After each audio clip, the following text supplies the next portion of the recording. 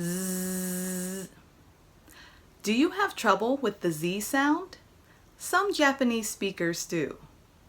When you make the Z sound, you should feel a vibration in your jaw. Z. Let's practice some words. 0, 0. Magazine, magazine. Business, business. Be careful with the word pizza. It has 2 Z's, but we do not use the Z sound when we say it.